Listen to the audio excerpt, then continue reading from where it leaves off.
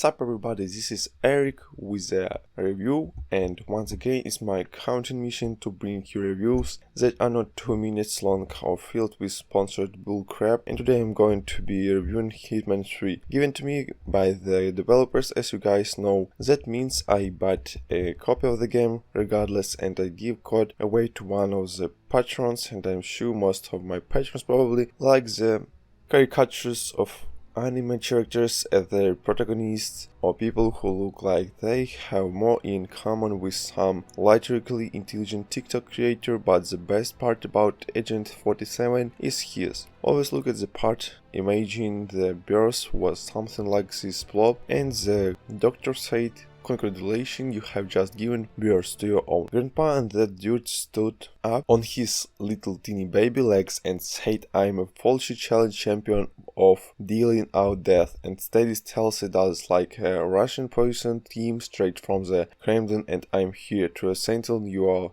have done wrong. He's all about the action. Also, he can use pretty much everything as a weapon, including muffins. Let's see how that worked out. Hitman 3 comes out tomorrow, 59.99. Want pretty much every single system. As always, if you like the video, give it a thumbs up. If you dislike the video, subscribe, and if you like the video, subscribe pretty much. Always subscribe and hit the notification all button. Graphics are at first almost obsessed. Hitman games have something that wows me. From prairies to Florida and mountain. Hitman 3, a couple different levels that I'm not going to say the name of the game, is not always sleeping our other titles, is some kind of magnificent way, and Agent 47 always looks like he's just one more bathroom fall away from needing one of those emergency bracelets, but bad hips aside, it's that detailed honeycomb style that fits the feeling of living inside. A ticking watch each character in action and reaction are like gears clicking future and future. Away from that long time you want to set, and every single thing you do causes a cascade of thematic changes to the gameplay, and enemies no longer where they were before. Patrols moved through areas somewhat empty pure, and areas that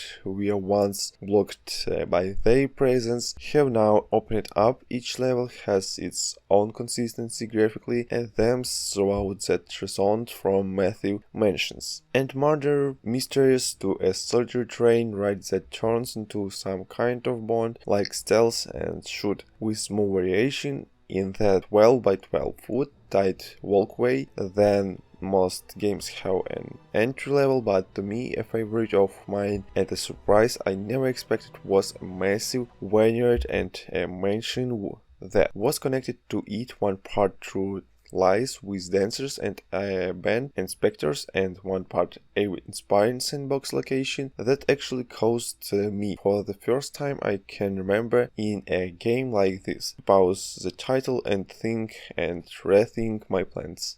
Now, if this did not run well, it would not matter, but does run at 4K, all settings maxed.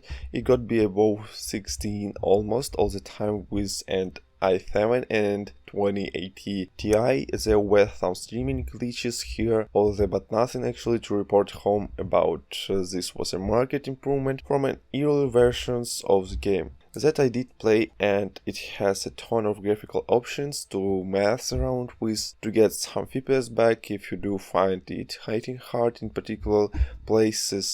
Sadly, I was not able to get a hold of a console versions of this. PSVR is the only place you are going to be able to play the VR versions of this for untold amounts of months. No one actually knows. Very unfortunate.